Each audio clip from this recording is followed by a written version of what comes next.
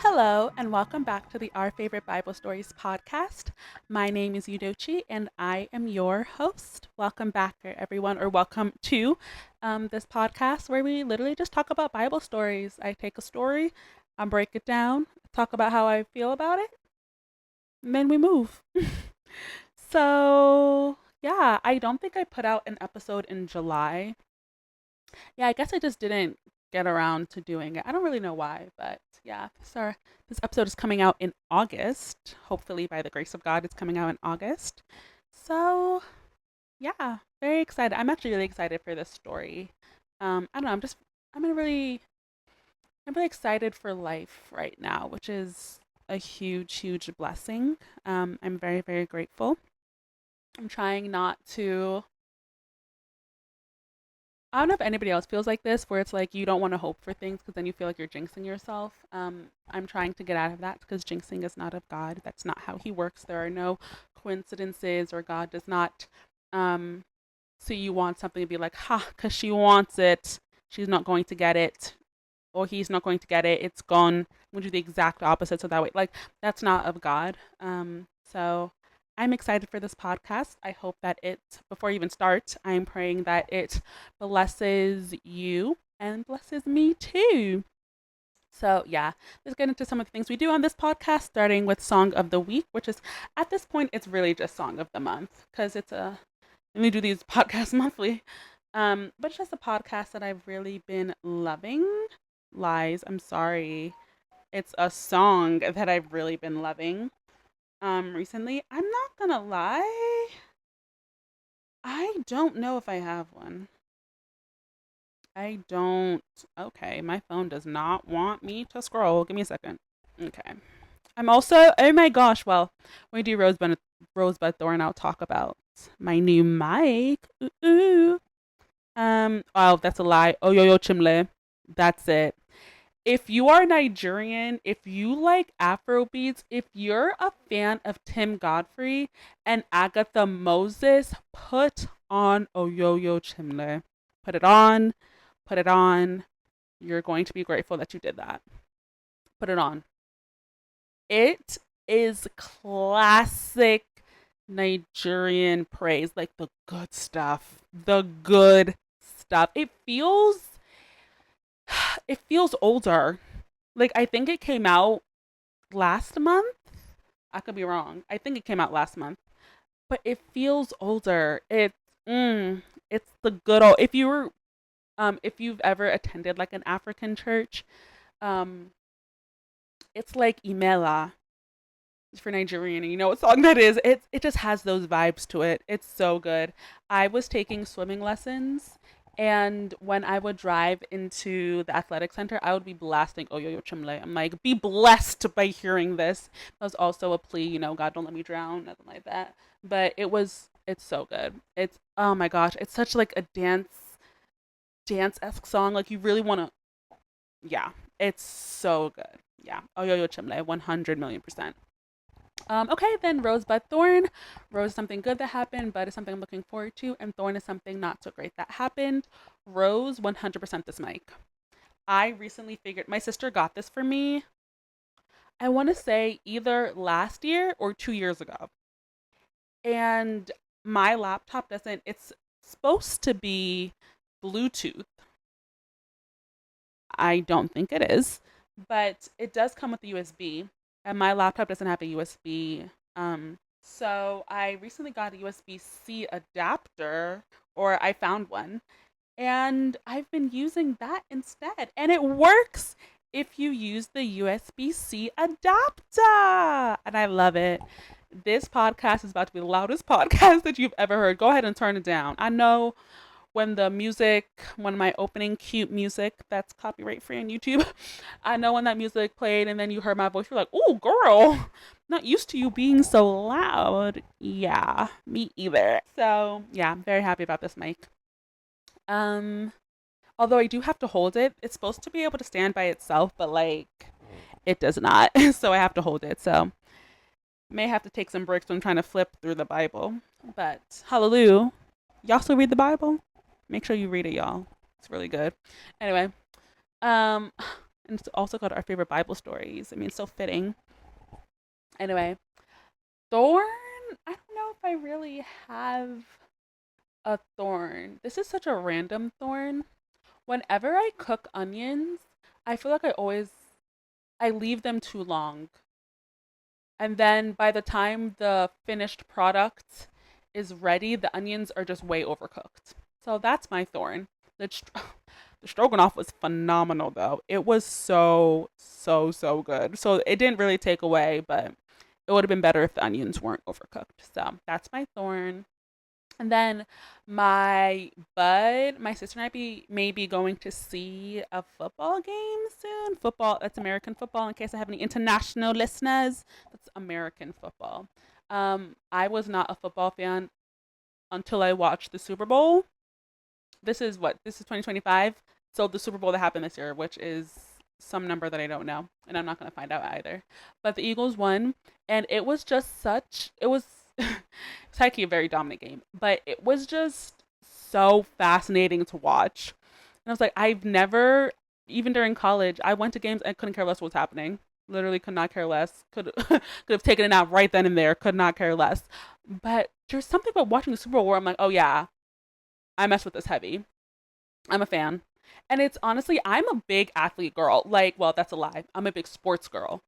Me personally doing athletics? Question mark. Me watching athletics? Sign me up every day of the week, every month of the year. I love watching sports. I know, well, I'm not like the biggest super fan where like I know all the names, but I know most of the names. I know track, swimming, gymnastics. When the Winter Olympics comes around, I'm gonna know all the skaters. Erin Jackson, she was a speed skating champion. Last was it last Olympics? Is she black? Yeah, yeah. I'm an sports girl. I love a good sports. So yeah, we may be seeing an NFL game. Yeah, exciting. All right, that's enough talking. I was so proud of myself. I'm like, oh my gosh, it's only been 4 minutes. I am zipping through this podcast, and now it's 8 minutes, and I haven't even started. Okay, let's be serious. So we're going to pray and then get into our story. So, dear Heavenly Father, we thank you for this day. We thank you for everything you've done for us, Lord. We thank you for waking us up this morning, starting us on our way, for keeping us and sustaining us, providing for us. There are so many things. We're living in a really scary world right now. There are so many things that could happen, but yet your angels are watching over us, protecting us in all of our ways, bearing us up so we will not dash our foot against the stone. You know our hearts, you know our minds, you know everything that we need, and you continuously provide and keep us, God. We are so grateful. Right now, I am about to talk about a Bible story, and I pray that you'll just be with me, that I will not speak with the enticing words of man, but with the power and demonstration of you, that people's understanding will not rest in me, but rest in your power and your spirit. For your word also says that your spirit gives wisdom. Oh, what does Paul say? We have knowledge of your will through the wisdom and understanding the Holy Spirit gives, as the Colossians. So I just speak through me. May there be takeaway messages. May your word just be powerful. May it be potent. May it just meet us where we are, and help us in where we need to be. Thank you for everything. We receive the praise, honor, and glory from our lives. In Jesus' name, amen. Amen. All right. Today, we're talking about Esther. I'm not going to lie. I'm a little surprised that it's taken me this long to do the book of Esther. Esther's that girl. Just like Ruth, just like Deb Deb. Deb Deb is Deborah, by the way, but she's only called Deb Deb by me because that's her name in my book. Yeah. Surprised it's taken me so long to do Esther. But here we are. The book of Esther. Esther is 10 chapters, but the part of the story that most people know really takes place in the first about 6-7 chapters. Yeah. Most people know the first 7 chapters. But let's talk about it. So we are in the kingdom of Persia. This is after the Babylonian rule. So let's set the stage. God, well, let's actually go back to Exodus. The people were in slavery and under Egypt, in Egypt, and God rescued them and he brought them into the land of Canaan, which was a land flowing with milk and honey. It was good land, abundant, crops popping up everywhere. You barely have to put any water on the plant, it's already there. It was a good that was hyperbole, by the way. But it was just a good prosperous land. And so God told them, God used Moses to tell them. I'm pretty sure Joshua told them. I think Samuel said something as well. But Moses was a real strong one. He was like, I know that you guys are going to fall again. I know that you guys are not going to keep the laws that God told you to, and you're going to end up captivity. Moses literally, I'm pretty sure in Deuteronomy, he said, y'all don't like to listen. He said, you're not listeners. And he was right. So basically, the Israelites, literally for most of the Old Testament, it's God keeping them. They then look at the surrounding nations and like, oh my gosh, I want to do what they're doing. Then they sin. And God's like, stop sinning. They're like, no, we're going to sin anyway. God usually sends a messenger. Don't sin, they say. Through several different examples. Some people even acted it out. They're like, this is what's going to happen if you sin. And they said, leave me alone. I'm going to do it anyway. And then God would punish them. And they'd be like, God, no, God, why? And then God would rescue them and they would do it all over again. Literally, if you read the book of Judges, it's the exact same thing over and over again. And that basically happens once again through all of the Old Testament. They sin, God warns them, they keep sinning, God punishes them, they cry out, he rescues them. But there was a big one that happened. Once again, they had been in this cycle. Then we start getting towards the latter half of the Bible or the Old Testament, where there's a bunch of prophets where they're like, you don't understand, guys. This is not like, oh, maybe for 10 years something. No, no, no, no, no. If y'all don't stop sinning this instant, it will not be well with you. Another nation, technically the Syrians and the Babylonians, they're going to come and they're going to eat y'all up. And it's not going to be fun. And you're going to be very upset about it. And it's like, there's a lot of lines in the Bible where it's like, you either be dragged away, but either die by famine, by the sword, or be brought into captivity. The prophets kept saying it. The whole second half, basically the whole second half of the Old Testament is the prophets saying, stop. God means it. Don't do that. They do it anyway. And so guess what happens? Yeah, captivity. So then the Israelites are brought into captivity under the Assyrians, and then the Babylonians take over for the Assyrians. So they basically beat the Assyrians and they take over. But then God had told them, as they were going to captivity, he was like, listen, I know you're going to captivity because you didn't listen, but guess what? I still love you and I'm going to bring y'all out. And he did. And so years later, the Babylonians were defeated by the kingdom of Persia. And so that's where we are for about 100 years. Either it's 100 years from captivity, from the time that they first started either it's 100 years from the first time that they were in captivity, or it's 100 years after they were freed no, it's not that one. It's the first one. It's 100 years from the time that they were first put into captivity. And there are some Israelites that went back. So when the Israelites were put into captivity, the kingdom of Judah and Jerusalem, they were destroyed. And so some of the Israelites went back to basically rebuild their land, and then some Israelites stayed in the places where they were captured or where they were in captivity, and they had more freedom. They were no longer enslaved. And so that's where we are right now. Esther, or the book of Esther, starts with King Xerxes. He was one of the kings of Persia and Medes. Editor Eudochi, I'm pretty sure it was Persia and Media. They had land on land on land on land on land. Xerxes was reigning over a lot. And so he decided that he wanted to throw some banquets to basically show off and be like, look at me, look at all the money I got, look at all the stuff I got, look at all the land I got. I am him. And so he did that. So he threw two banquets. There was one banquet which was for the nobles and the officials. It says in verse 3, and the military leaders of Persia and Media. For all the big honchos in the land, he threw one banquet. And then he threw another banquet. Oh, that banquet was also for 180 days. That is literally 6 months. Huh? That is a ridiculous amount of money that was spent just to prove that you have money. Like, sir, please be serious. And I was reading commentary, and they were basically saying that it probably wasn't even like his personal wealth. Like, he probably took it from like the taxes. So it was inflation on the people. So it's like, it's not even like he was personally rich. Like, he was just taking it from the people, sir. To flaunt his own wealth, sir, please be serious. Not on my watch. And then he threw another banquet.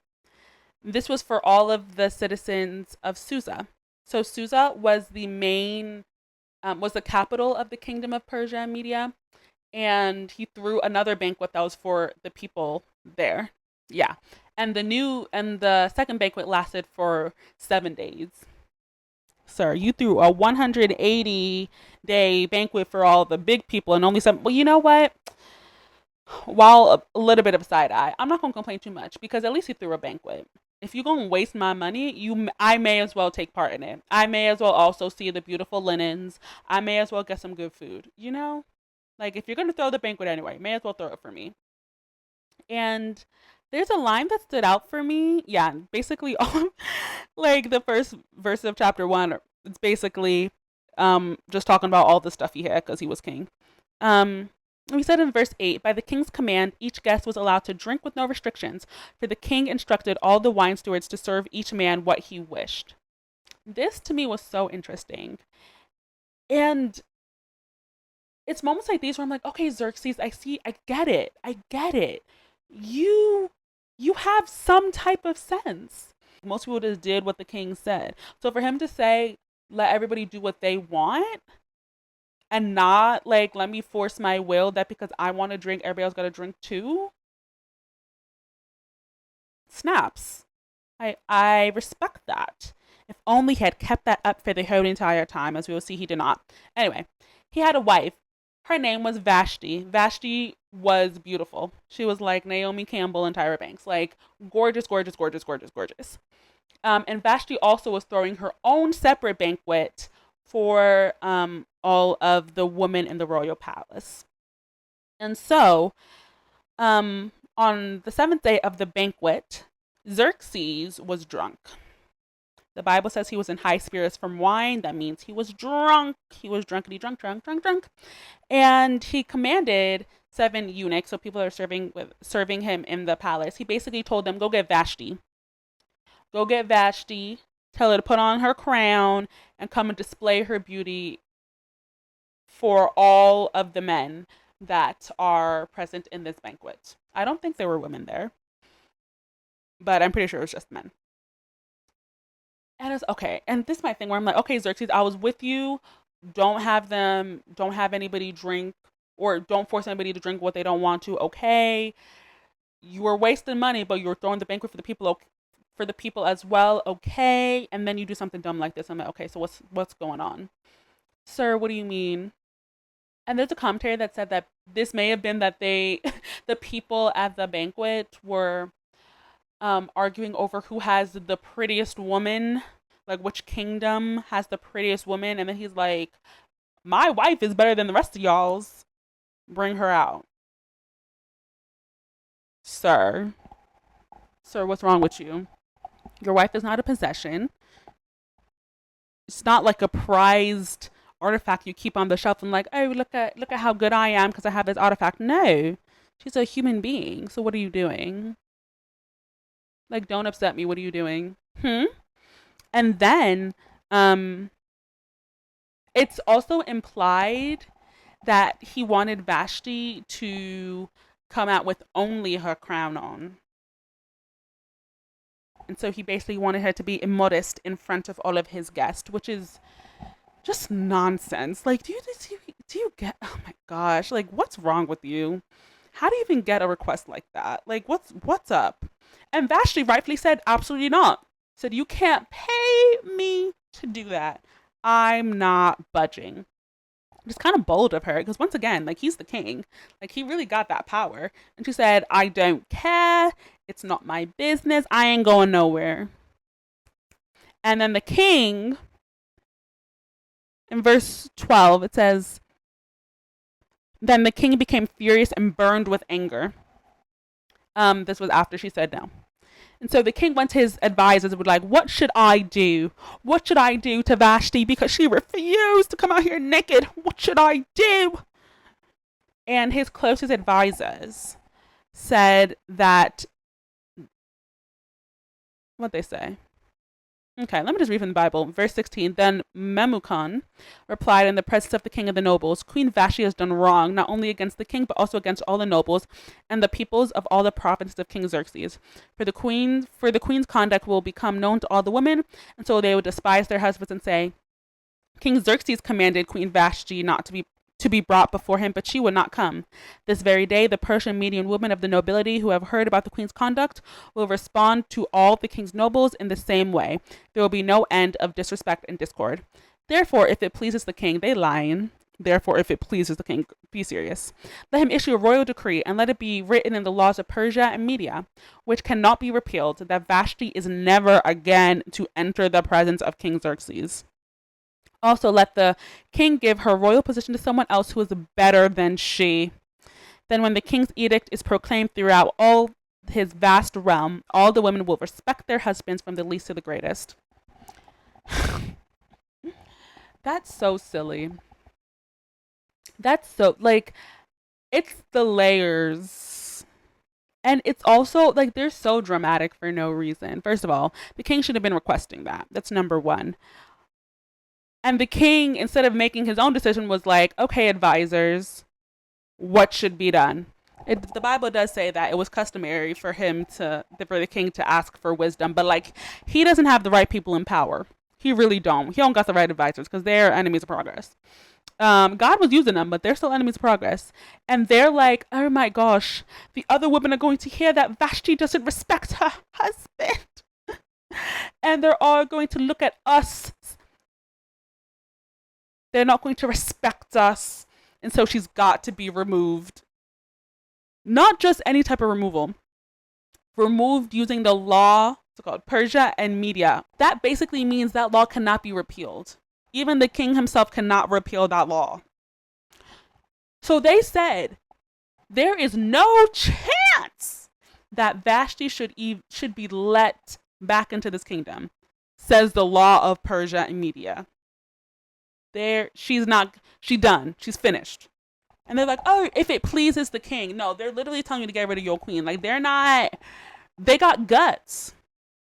And they were like, find somebody who's better than her. Why? Because she has some self-respect. Get out of here. Get out of here. Get out of here. Anyway, they weren't wise. And so the king and his nobles were pleased with this advice. So the king did just as Memucan proposed. He kicked out Vashti. And then they made the law of Media and Persia. Chapter 2, verse 1. Later, when King Xerxes' fury had subsided, he remembered Vashti and what she had done and what he had decreed about her. There's a Bible verse that says, the wrath of man does not produce the righteousness of God. And if there was ever a verse that could describe that, it is this one. When he was no longer angry, he realized what he had done. This man agreed to a law that cannot be repealed. Cannot be repealed. Because he was angry. And then when the fury subsided, he was like, oh no. He said, I did that? Sir, you can't just be playing with the law of Media and Persia Media like that. Like, what are you doing? And so he has no queen now. And so one of the attendants are like, let's do a beauty competition. Let's get all the fair maidens and let's have them compete to be your queen. Let them go through beauty treatments and then compete to be your queen. And then you can choose one of them.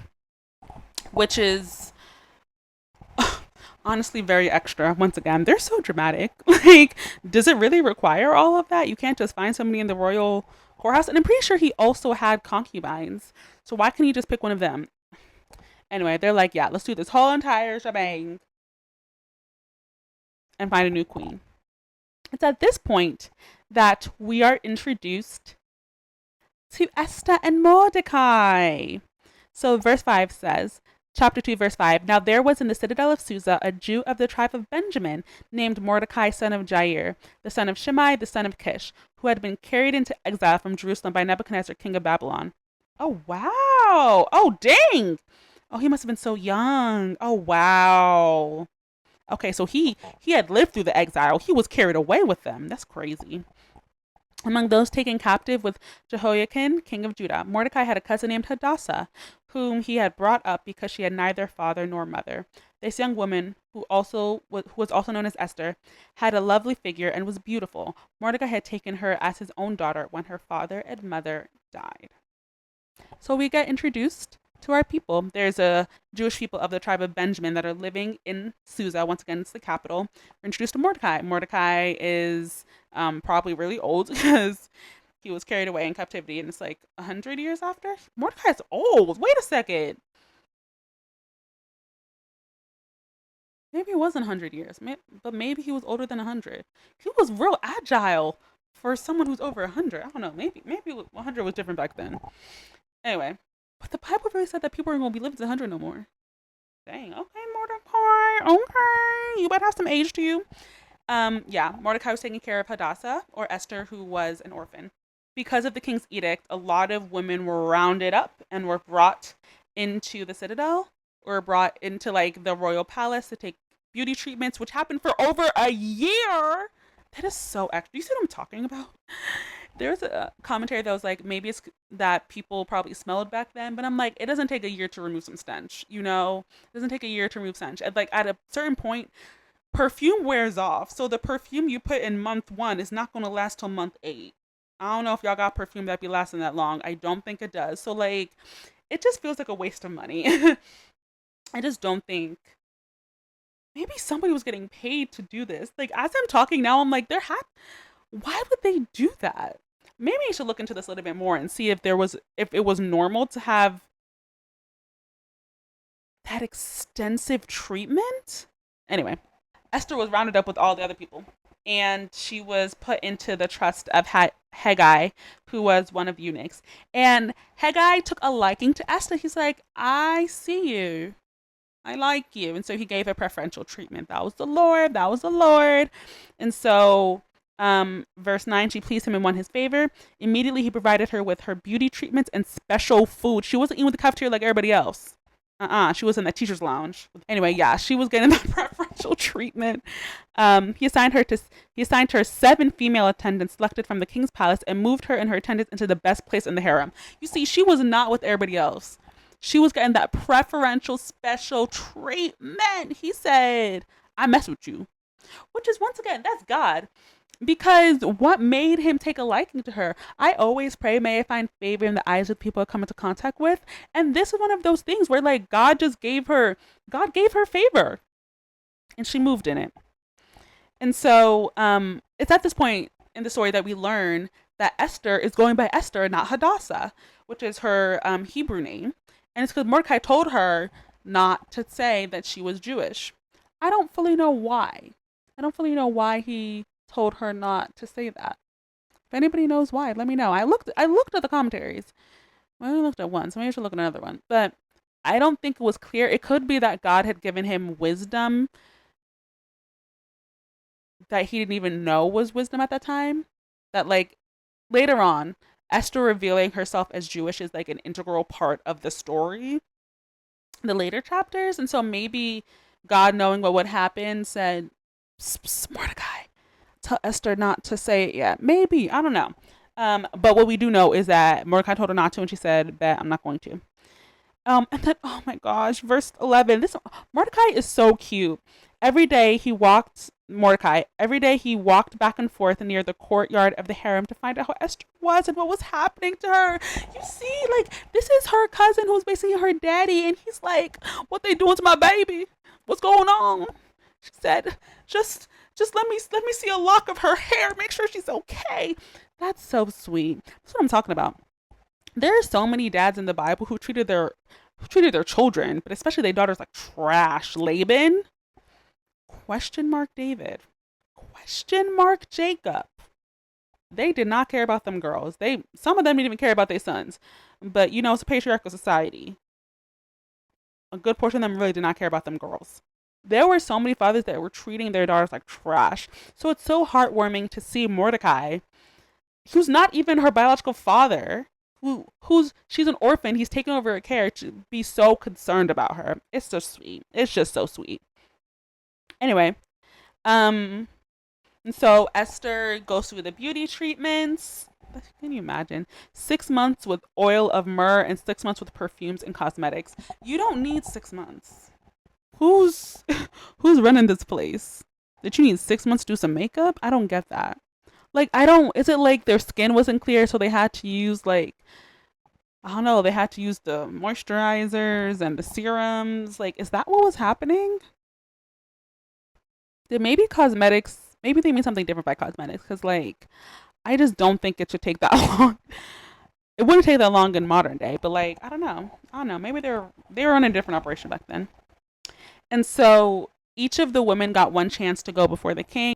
Each of the women could bring something in, um to when they go see the king. And so Esther, she asked Haggai, who was the king eunuch, um what she should bring in, and she brought in what he told her to bring in. What it is, we don't know. I can't tell if it's like apathy, like Esther just doesn't care, or if she's like, you know best, so I'll do what you want me to do. I don't know. I couldn't tell, but she didn't choose it. But it worked. It worked because she found favor in the eyes of the king, and then she became queen. So in the 10th, see, it was 4 years. So it was during the 7th year of King Xerxes' reign that Esther became queen. Meanwhile, the banquet that he kicked out Vashti, that banquet was during his 3rd year. So it's been 4 years. 4 years since he kicked out Vash. TT. That he's been queenless. And so now you got a new queen in Esther. Um yeah, so he made her queen. I do want to also say this. I think it's really sad because you can hear like the whole 12 months of beauty treatments. Oh my gosh, I just get a massage every day. Well, at that point, if you were not chosen, then you had to spend like the rest of your life in the harem.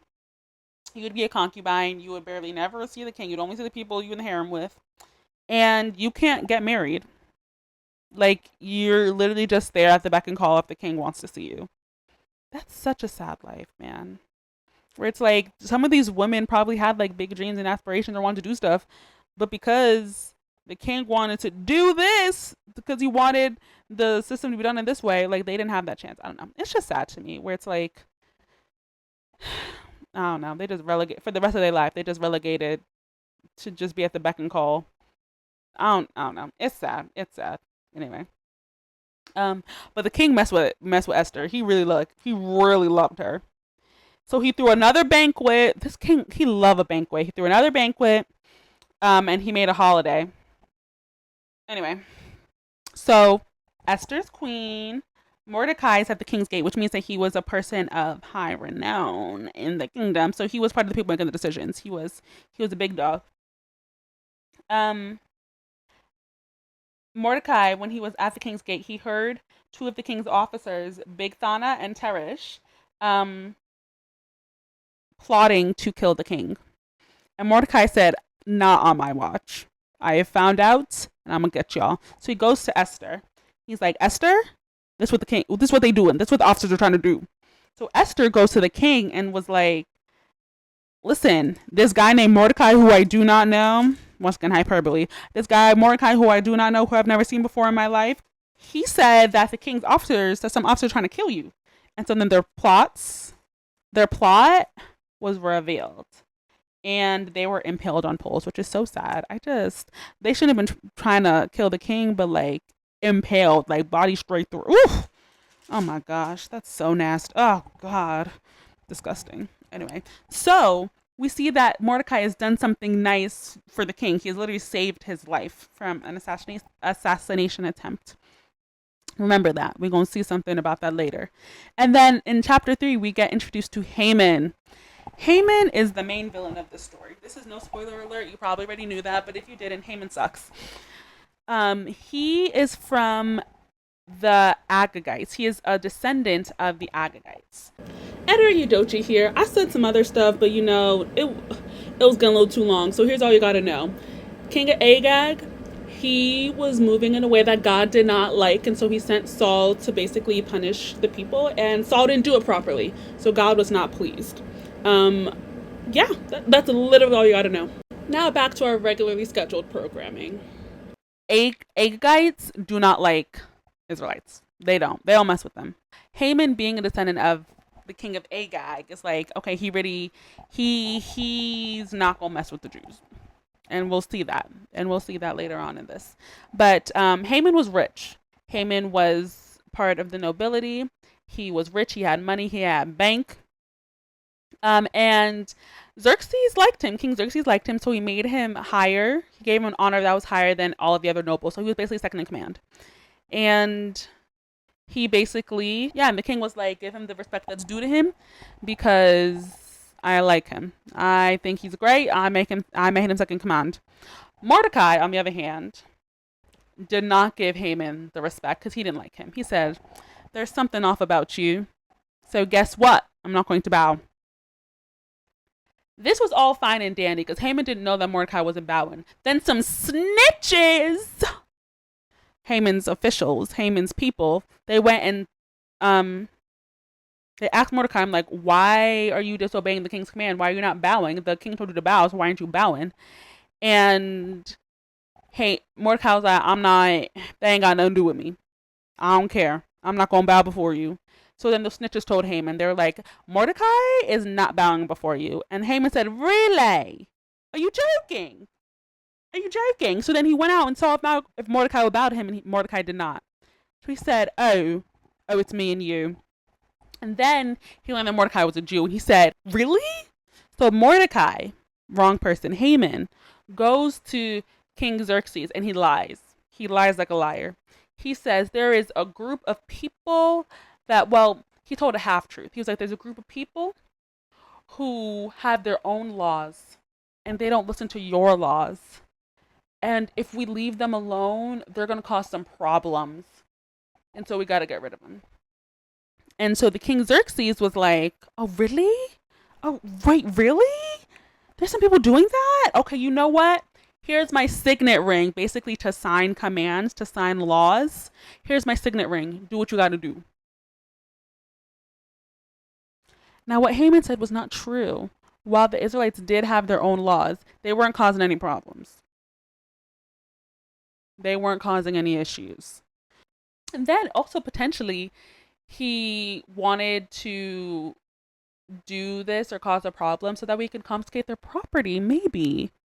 Ain't that crazy? Motivated by hatred and greed. So basically, what Haman does is he goes and he writes this decree that says that in the 12th month, hold on, let me get this right. Let me read straight from the Bible because there's a part that's important.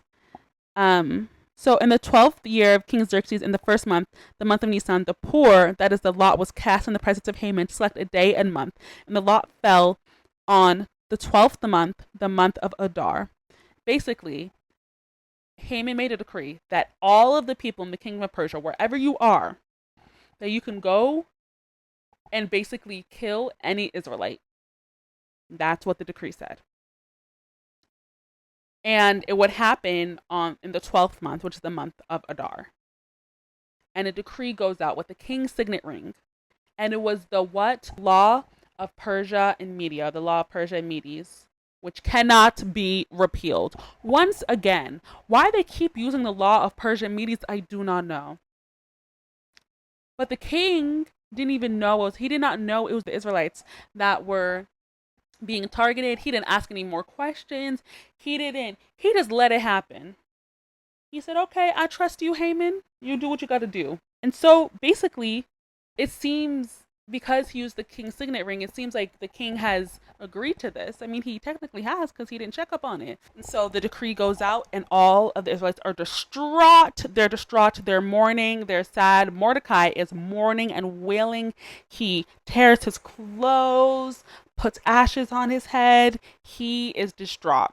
And then Esther sees Mordecai wailing. She's like, what is going on? She goes to the eunuchs and basically her attendees and like, go give him some clothes and some food. Well, I think it was clothes. Yeah, she sent some clothes for him so he could put them on, and he refused. So Esther was like, why did he refuse? Go ask him why he refused. So one of the attendees goes out, comes back, and Mordecai, and basically, this is the first time Esther's hearing about the decree. And Mordecai asks her to go before the king and beg for mercy, mercy for her people. The queen, Esther, sends an attendee to respond and say, Mordecai, you cannot just appear before the king. So at this time, there was a rule that you had to basically be summoned by the king. You cannot just appear in his presence.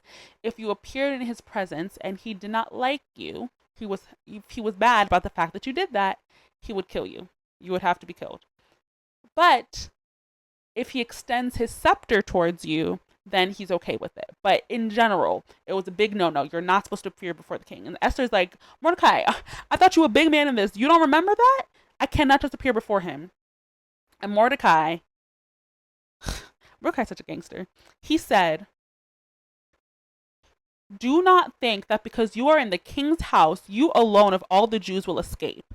For if you remain silent at this time, relief and deliverance for the Jews will arise from another place, but you and your father's family will perish. And who knows, but that you have come to your royal position for such a time as this. This is crazy to me because Mordecai, this is the same Mordecai that was walking up in front of the king's palace to see how Esther was. He said with a speed, you and your father's family, he said, if you don't listen, if you don't show up the way you need to show up, I ain't got nothing to do with you. It's not going to be on my head. Said you and your father's family. Crazy. But then he says one of the most famous lines of Esther was like, perhaps you were appointed for such a time as this. And this basically, I don't know if Esther got scared, if she got courageous. She was like, okay, everybody fast for 3 days. She tells all the Jews in Susa, everybody fast for 3 days, and then I'm going to go before the king. And that's exactly what she does. They fast for 3 days. Oh, this is also concerning. Sorry, go back. This is also concerning because the king had not called for her for like 30 days. It's possible that she was also thinking like, I don't know if I'm going to get a good reception. I haven't seen him in 30 days. I don't know what he's going to do. I don't know what he's going to say. But despite all of that, she said, you know what? I'm going to go. And then another famous line of this, after she reports, says, I'm going to go before the king. She says, when this is done, I will go to the king, even though it is against the law. And if I perish, I perish. And so she did that. She put on her royal robes. She stood in the inner court of the palace. And she basically entered his presence, or entered as close as she could to his presence. And the king saw Esther standing there. And I'm sure, oh my gosh, I can imagine what it was like if you were in the room and you just see Esther there and it's like, did the king call Esther?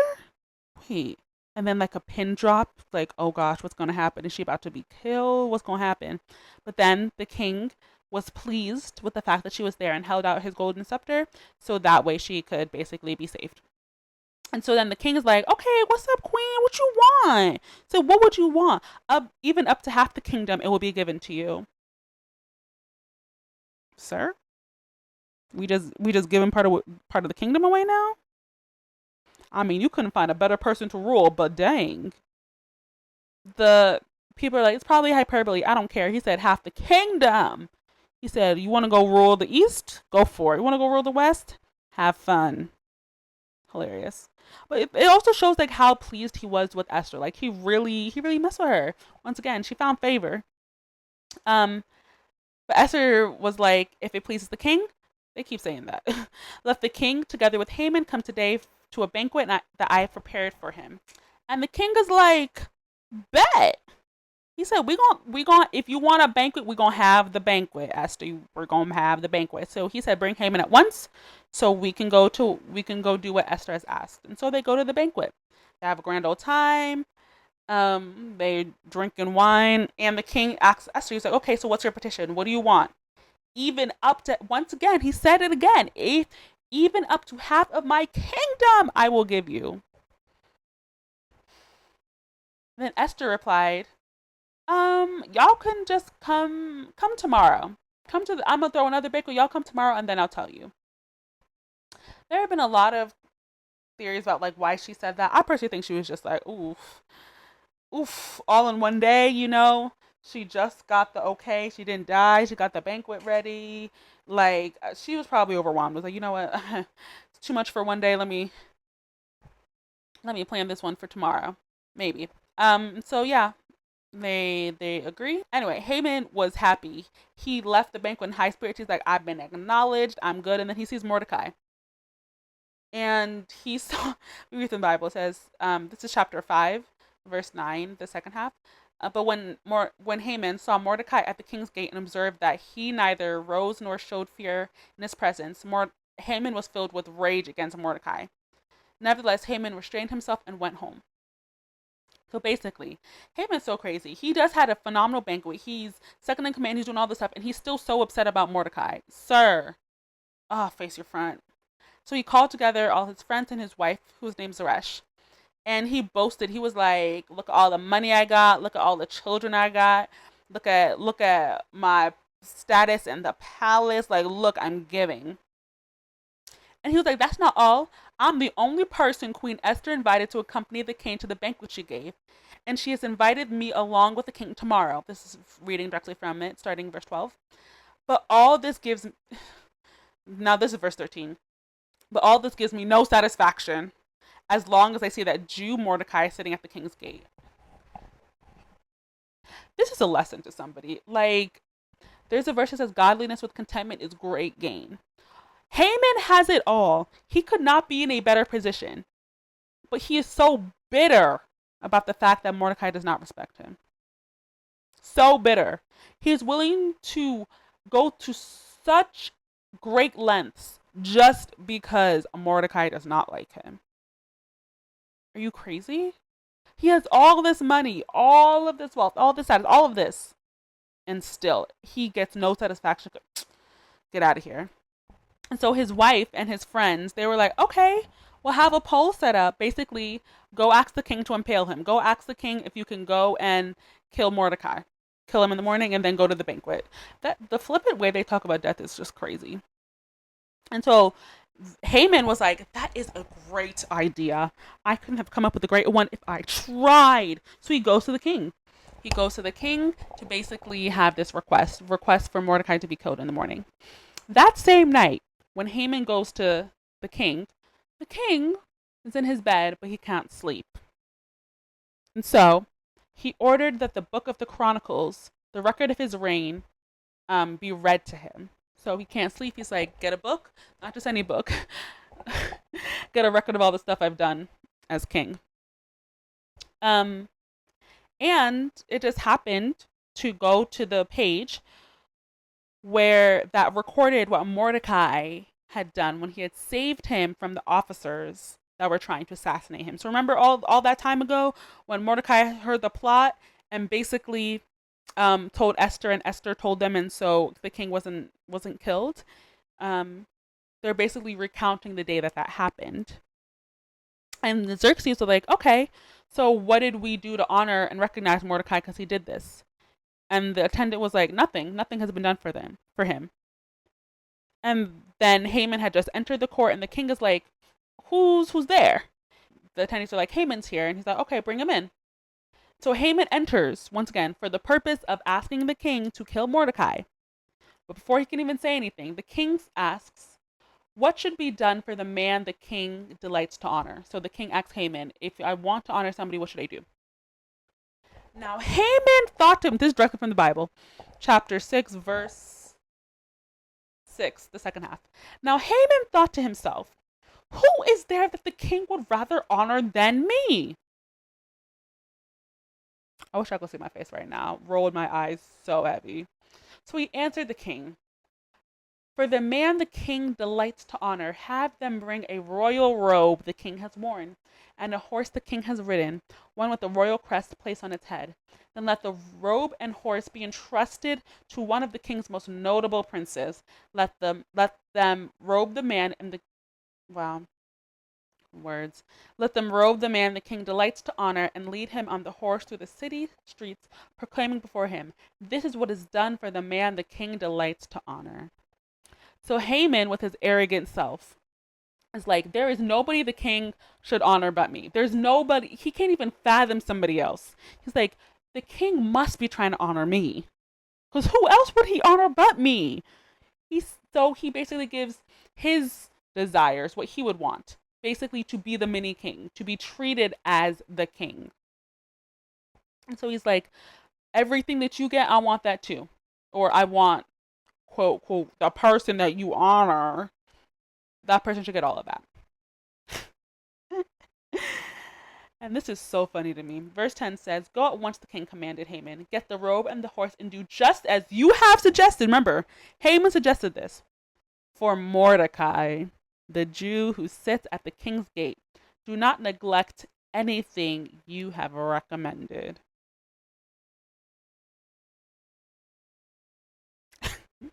I'm not even gonna lie, I would pay to see Haman's face at that point. He had entered the king's court to ask him to allow him to kill Mordecai. And now he's leaving, having to honor Mordecai. And the dream he had for himself, he now must do to Mordecai. Mm, mm, mm. And so Haman has no choice but to do it.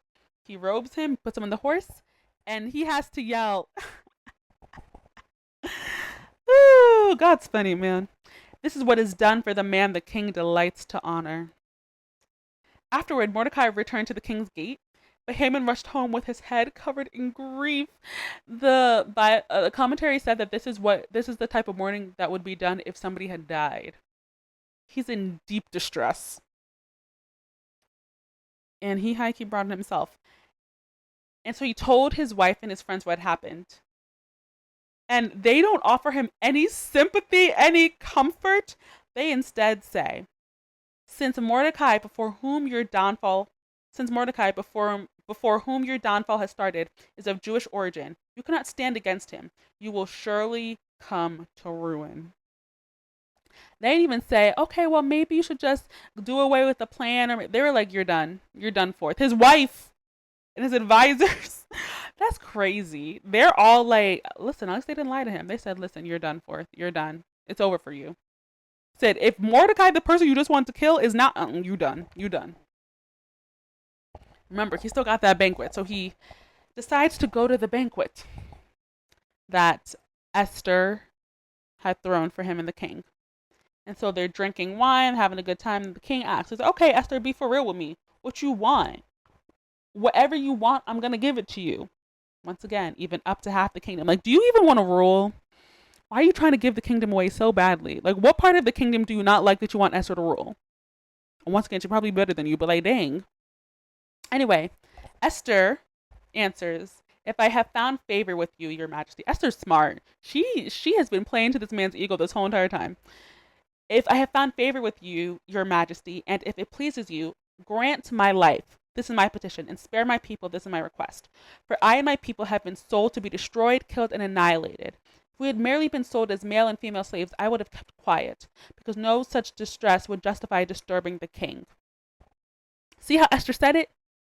She said, save me. She knows that the king loves her.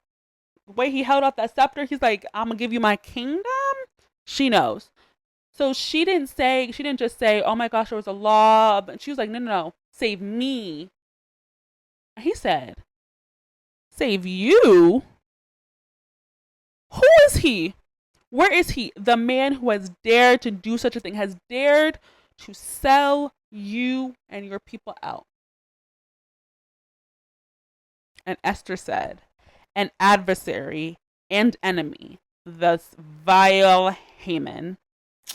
I love the way she said that. I love the way she said that. She was like, just so you know, he's an adversary. He's an enemy. It's Haman. Mm. See, she was really rubbing salt on the wound, but it had to be rubbed, man. She was like, just so you know, this ain't your second in command. That was an adversary. Then Haman was terrified before the king and queen. Remember when his people said that his downfall was coming? Mm-hmm. The king got up in a rage, which he likes to do. He likes to rage. Left his wine. Oh, that's a first. I'm sorry, that was mean. And went out into the palace garden. But Haman, realizing that the king had already decided his fate, stayed behind to beg Queen Esther for his life. At this point, if I was Haman, I would have run away. Well, I would never be Haman because he was being dumb this whole entire time. But like, at least escape. You already know the king don't like you, and he has already decided what he's gonna do. I guess he was like, well, the king loves Esther, so maybe Esther will relent. But like, why would she relent when you literally tried to kill her people? Like, what mercy did you think you would find? Well, he tried. He wasn't using his brain this time. And then the king returned from the palace garden to the banquet hall, and he saw Haman falling on the couch where Esther was reclining.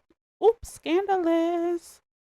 This is so random. If you guys ever seen Recess, well, Recess, they're like these three girls named Ashley, and they go scandalous. That's exactly what popped in my head when I said it. Anyway, king exclaimed, "Will he even molest the queen while she is with me in this house?" Listen, Xerx. I really didn't rate you before. You know I didn't rate you. But he stood on business when it came to Esther. He stood on big, big business. He said, right where I am, you dare? And then, as soon as the word left the king's mouth, it covered Haman's face. You better get some imagery up in there. I love when the Bible does this. Like, you better use some poetic license. I love that. Then Harbona, one of the eunuchs attending the king, said, a pole reaching to a height of 50 cubits stands by Haman's house. He had set it up for Mordecai, who spoke up to help the king. The king said, impale him on it. So they impaled Mordecai on the pole he had set up for Mordecai. They impaled Haman on the pole he had set up for Mordecai. Then the king's fury subsided. Have you ever seen a downfall occur so quickly? Like, this is literally overnight. Overnight, Haman went from second in command to being impaled. And this was public. Look at how, turns out Esther's actually Jewish, and you just did a decree against her. The king's pissed, and then you're begging, and the king's like, you gonna play in front of my face with my wife? And then, how did the eunuch even find out that the pole was for Mordecai? Oh my gosh. It's just thing after bam after strike after strike. Whoa. With speed. It is turned around with speed. He couldn't even do nothing. Wow. And then, remember when he was disgraced because he had to bring Mordecai on that horse? Wow. Woo! And then Esther, even though Haman's gone, they still got that edict that told people they could just kill the Israelites. And so Esther goes to Xerxes and she's like, there's some other parts, but I'm going to go to the important part. Esther goes to Xerxes. Queen Esther goes to Xerxes and it's like, can you reverse this? Can you please reverse this? So that way my people will not die. And the king was like, I can't. Oh my gosh. Did she enter? I love her. After that first time that she entered the king's court, she be entering it whenever she feel like it. You better, Goro. That's your man's. Go for it. Anyway, Esther's like, please repeal the law. Repeal the law so that way nothing will come against my people. Then Xerxes like, I can't repeal it. I can't repeal it because he used the law of Media and Persia. Editor Eudochi here. The audio got a little wonky, so I'm just going to repeat what I said. King Xerxes told Esther that he couldn't repeal the law, but he could make a counter edict, which would basically say that her people would have the right to fight back if anybody did try to attack them. Yeah, I'm back. He also King Xerxes gave Mordecai his signet ring. This is the ring that he had given to Haman. And basically, if a law was signed with the ring, like it was official. I respect this, but I'm like, why can't the king make his own rules and decrees? Like, you got yourself in this position in the first place because you had somebody else do it for you. Like, make your own rules, sir. Make your own rules. Anyway, Mordecai says, "Thank you for giving me the signet ring." He went and he told all the people, was like, you can stand, don't let nobody take you for a fool. You can go and fight back against anybody who tries to attack you. You can go fight against them. And that's what happened. They got the resources, they got the things. When they tried to attack them, they were able to basically fend them off. And Jewish people still celebrate that that tradition or this victory till this day. And their celebration is called Purim. Why? Because Haman cast the pur or the lot to determine when his initial edict would occur. And so, because of that, they basically turned her right back on his head. And now they have celebration for the fact that God saved them. This is lovely. I love this. This is like that ultimate. There are some stories where that like the revenge, it just tastes, it's just too good. It just smells too good. And this is one of them where it's like, starts out with King being a little nonsensical with Vashti. Not a little. He was nonsensical with Vashti. And then you had Esther, who becomes queen, but has to hide her identity. And then Haman being the enemy of progress to literally everybody. It's just like, dang. Like, people can't catch a break. But then it starts to get better. Where first Haman is disgraced, and then he's killed, and then, well, not him getting killed. We don't want anybody to die, but like he gets his comeuppance, like the exact same thing he wanted to kill Mordecai on, he got killed on. But like it just came back on his head, and it's just crazy. Esther is one of the only books of the Bible where God is not mentioned, but you can't sit here, you can't listen to that and be like, oh, that's just all a coinky dink. What? No. Esther just she just happens to find favor in the eyes of literally everybody in the palace. The king just happens to love her. Mordecai just happens to overhear the plot and tell Esther, who's able to tell the king, and then nothing comes of that until the king is sleeping. Let me not even skip ahead. And then Haman just happens to be there on the night that the king can't sleep to ask him to kill Mordecai. Just happens. And the king just happens to not be able to sleep and have the chronicles read to him, and it just happens to fall on the page that talks about Mordecai, and he just happens to find out that he didn't say anything, that he didn't reward him. And then Haman just happens to be there on the exact same day. It just happens that Esther reveals herself as Jewish and kills and has Haman killed on the same day. That just, no, baby, that's not a coincidence. That's the Lord. I wanted to sing a song, but I don't want to get copyrighted. But that's God. And I think this story is a reminder that even if you can't see God working, he is. God knew that it was good for Mordecai to not be rewarded at that time, so that way he could be rewarded at the time that would be beneficial for everybody. God knew. God saw. What? God used everything. He used literally everything. All the pain Esther probably felt when she was orphaned, all of the fear the people went through when the edict came, all the fear Esther went through when she had to appear before the king. All of the fear, all of the nerves, all of the things that felt so unfair and sad, God used every single part of it. So let this be your comfort. God is working even if you can't see it, even if you don't understand it, even if you can't perceive it. God is working.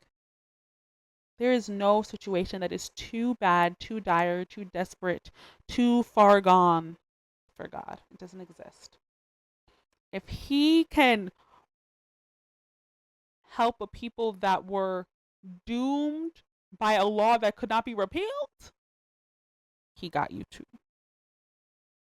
This is your first time hearing about God and Christianity, well, I invite you to learn more.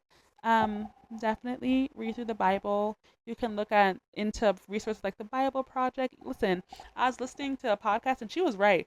You can even watch VeggieTales. VeggieTales, they be eating.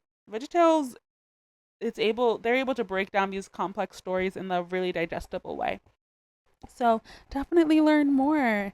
Um, I ask that you would be inspired to either start a relationship with God or get back to your relationship with God. And when you're ready, you can ask Jesus to come into your heart. We didn't talk about Jesus in this episode, but Jesus is the Son of God, and Christians believe that he died so that way you can be freed from the consequences of your sin. So all the wrong things you've done, you don't have to carry the burden of it because Jesus died and took on your burden. So if you want to read all about that, go to the Gospels, part of the New Testament. When you're ready, you can ask Jesus to come into your heart, and he'll settle there, and he'll give you wisdom and guidance, and Holy Spirit will settle up in there too, and it'll be a cute little party. Okay. I'm not gonna lie, I'm so tired. I'm unbelievably tired. But I'm glad this was a good podcast. I hope it blessed you. It definitely blessed me and is a reminder to me. So I'm grateful. Anyway, I hope you guys have a great rest of your day. I'll catch you in the next one by God's grace. All right. Bye.